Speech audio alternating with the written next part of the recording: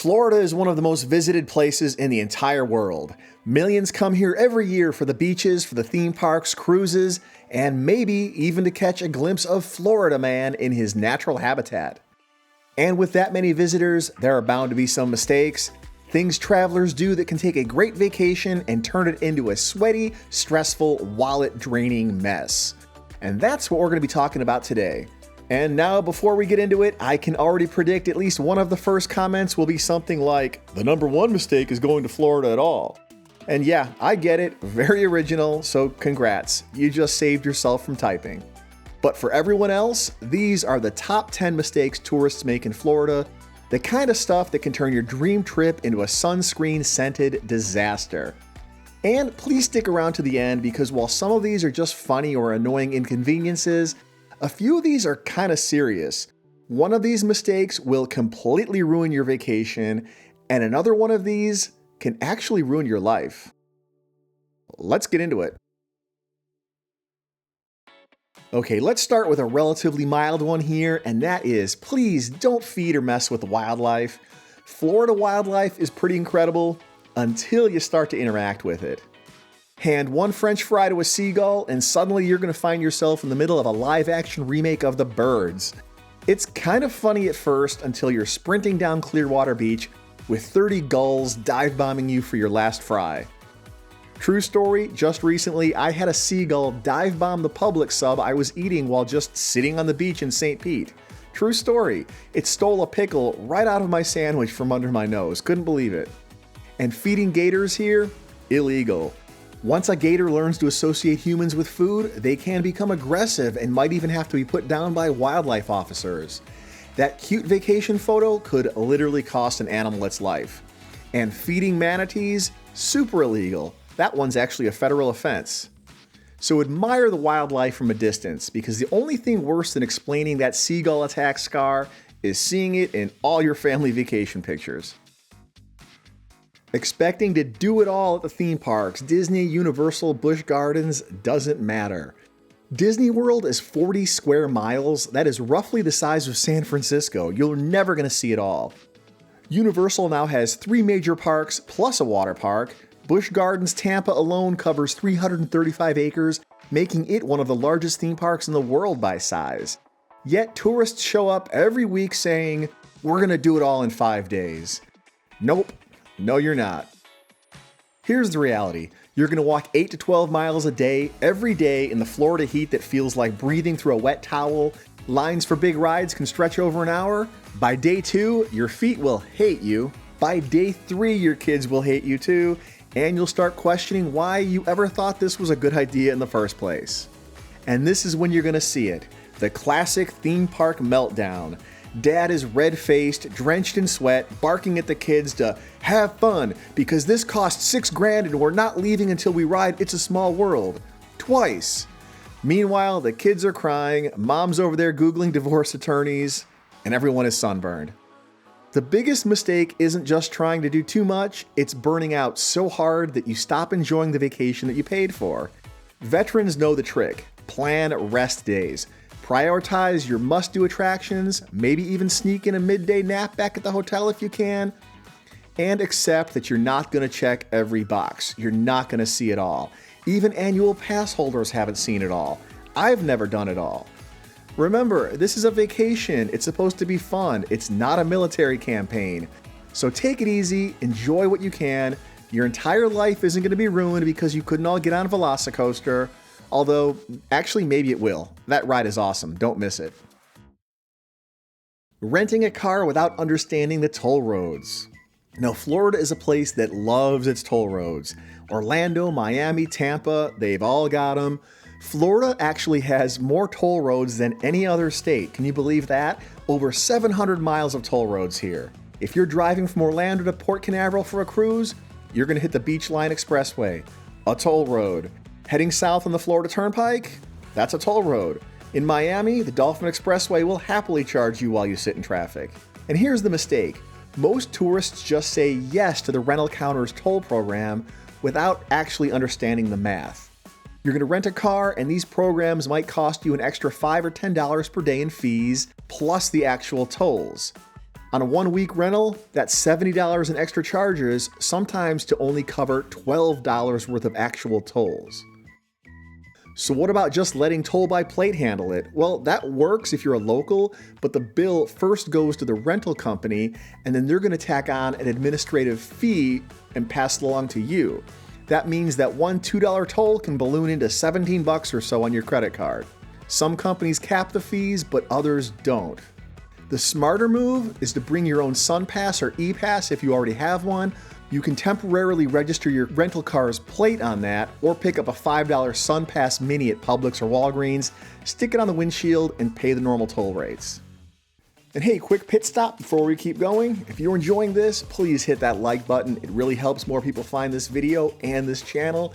And if you haven't done so already, please hit subscribe, because I am about halfway to my goal of 100,000 subscribers, and I sincerely appreciate and thank every one of you who has joined me so far.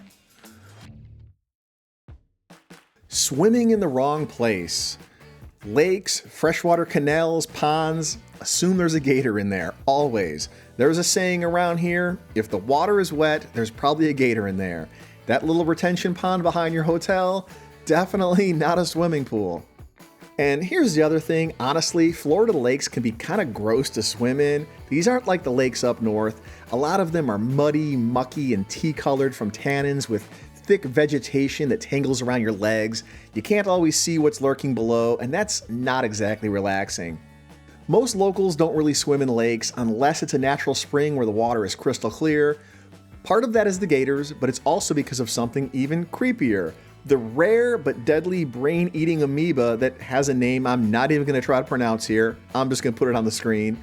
Now, cases of this are really uncommon, extremely uncommon, but it lives in warm, stagnant fresh water, and it's one more reason Floridians stick to springs if they want an inland freshwater swim.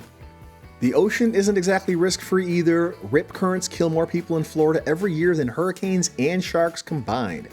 Jellyfish blooms can ruin a beach day really fast, and stingrays love to bury themselves in the sand right where you're waiting, like nature's little landmines.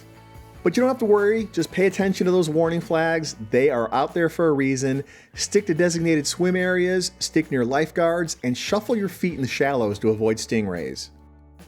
But don't let this all scare you off. Our beaches are incredible, world-class, and millions of people swim in these beaches every year. Just be smart, follow the rules, and enjoy them the way the locals do. Ignoring hurricane season. So June through November is hurricane season. September is peak hurricane season. It's actually really rare to look at the National Hurricane Center's map in September and not at least see something brewing out there. Plenty of tourists will book cheap trips in September thinking they scored an awesome deal. Then they spend their vacation in a boarded-up hotel eating vending machine Cheez-Its by flashlight while the wind howls outside at 90 miles an hour. The truth is, you don't need to worry about this too much, but it is something to put in the back of your mind. Florida rarely shuts down completely for hurricanes, but hurricanes do happen. Travel insurance is going to be your friend, and if you're here during a storm, have a backup plan. But if you want to make the most of it, here's a little insider tip I never really hear others talk about, but this is my own personal experience. If you happen to be at Disney or Universal or even SeaWorld or Busch Gardens the day before a storm is due to arrive, but while the parks are still open, you will probably have that place to yourself. It's one of the only times you're going to see 10-minute waits for rides that usually take an hour or more. Now, I saw this firsthand during Hurricane Dorian back in 2019, which did flirt with Florida, but ultimately skirted the coast and never made landfall here. And that day, my family went to Hollywood Studios, and we basically walked on everything. Normally, that park is packed shoulder to shoulder with long lines for rides like Tower of Terror and Slinky Dog Dash, but that day, we felt like we had the place to ourselves because we kind of did. And we only went because we live on the Tampa coast. We had no threat.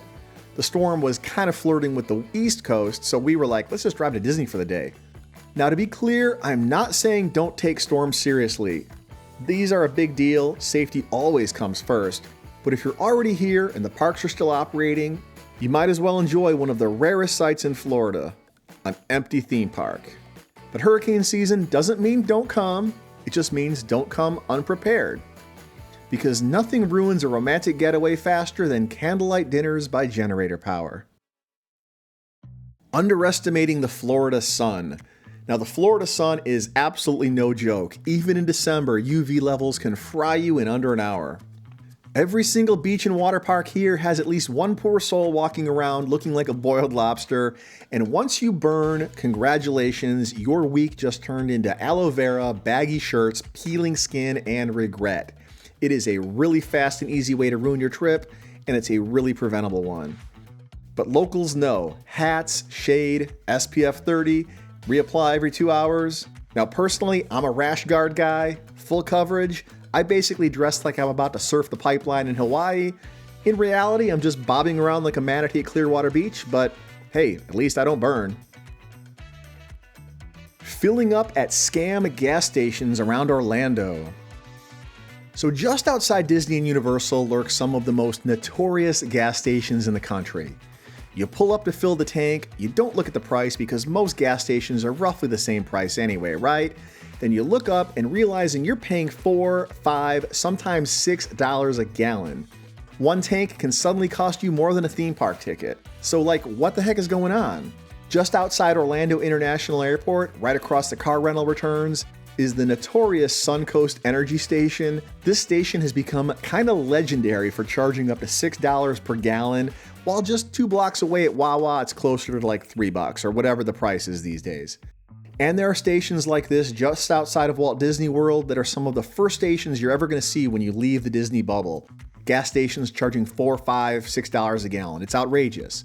What they're trying to do is prey on tourists who don't notice, especially tourists from overseas who just don't know any better. These gas prices are pretty standard in Europe, so they just assume it's the same here and they will fill up a very expensive tank of gas. But literally a block away, you're going to find normal stations charging half the price. Flying in the same day as your cruise. Now this is the big mistake that can ruin your entire vacation. If you're flying into Florida, there's a pretty good chance you're doing so to get on a cruise ship. Cruising here is a huge industry. It's the cruise ship capital of the world. Over 20 million passengers set sail out of Florida ports every year, with 3 of the world's top 5 busiest cruise ports being right here. Still, every day travelers are going to roll the dice by flying in on the same day that their ship departs. And sometimes they actually lose. No, God! No, God, please, no! And almost every day, there's another sob story about a family who decided to fly in on embarkation day, assuming that everything will go to plan. They assume they're going to arrive on time, that there won't be a big traffic jam on the way to the port, and then the inevitable stuff happens. There's a weather delay, a mechanical delay, any number of things that may happen can and do happen. Then the flight arrives late, and they're in a mad scramble to make it to the port before the ship leaves. And if your ship is leaving from Miami or Fort Lauderdale, there's inevitably going to be traffic. There always is. This is not the ideal way to start your vacation. And if you're not checked in at least 60 minutes before the ship is scheduled to leave, well, that's tough luck. You are officially off the list, no matter how close the ship actually looks. Imagine landing in Miami late, only to watch your vacation sail off without you. No refund, no mercy, just you standing by your luggage, waving goodbye to your entire vacation and all that money you just spent. Absolute nightmare. And this happens to people all the time. So to avoid this tragedy, always arrive at least one day before your cruise departs. Arrive the day before. Book a hotel near the port, spend an extra day here on vacation, get here and relax, grab a mojito by the pool, then get up the next day, casual, be chill, make your way to the port without any worries instead of sprinting through airports and praying that the traffic gods are on your side. Because a vacation that starts with a calm and relaxed vibe beats one that starts with panic every single time. Booking a hotel without researching the location. This is another one that might not completely ruin your vacation like missing a cruise ship will, but it will certainly make it a lot less enjoyable. That minutes away from Disney hotel might actually be 45 minutes away. Technically minutes, right? And that's without traffic. And your bargain Miami Beach hotel, it could be 3 miles inland next to a pawn shop with paper-thin walls and mystery stains on the carpet. But let's talk about Orlando. A lot of inexperienced visitors assume it's Orlando. It's the land of Mickey Mouse and Harry Potter. the vacation capital of the world.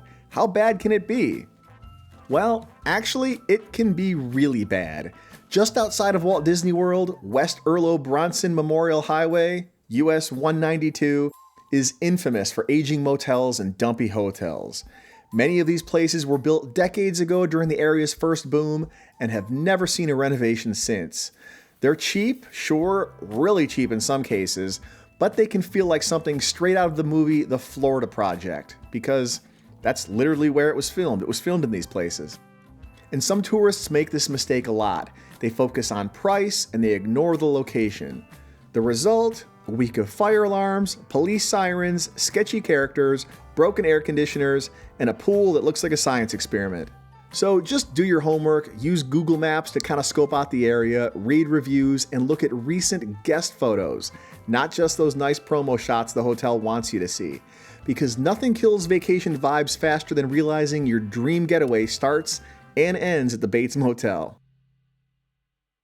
And the number one mistake, this is the one I have really strong feelings about, and it's one that has ruined more lives than any other on this list. This has actually ruined lives. And that's falling for the old free theme park tickets to sit through a timeshare sales pitch scam.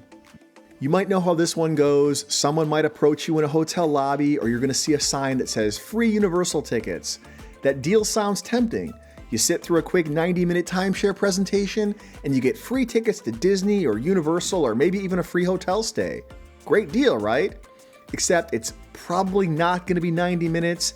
It can turn into hours of relentless, high-pressure sales tactics that are specifically designed to wear you down. And this is a major industry in Florida, a billion-dollar industry. Orlando is the timeshare capital of the world, with more than 20% of all the timeshares in the world located right there alone. Here's how these things usually go. First, they're going to ask you some questions. They're going to act like they're your best friend. They're going to make small talk about your family and what kind of vacations you like. They're building a profile on you.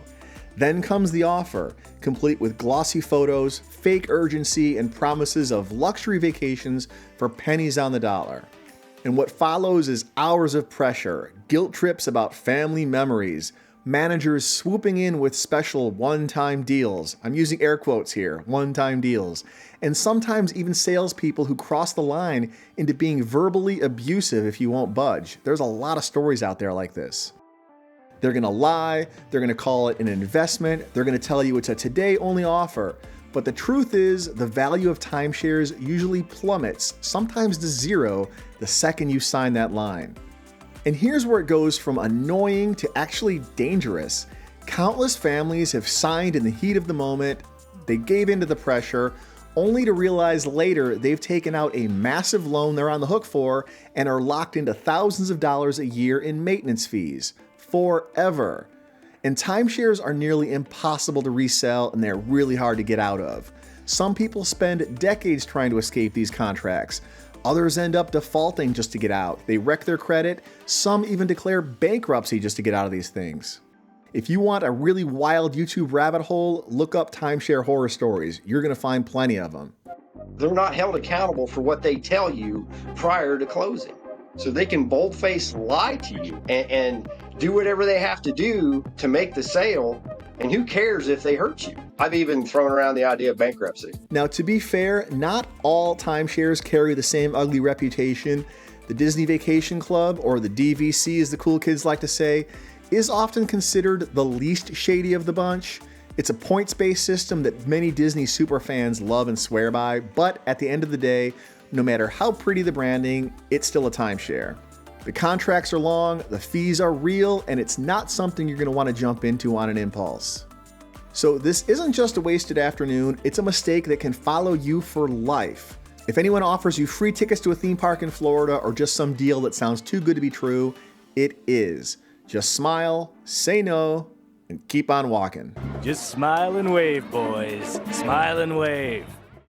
Well, there you have it. Thanks for watching the top 10 mistakes tourists make here in Florida.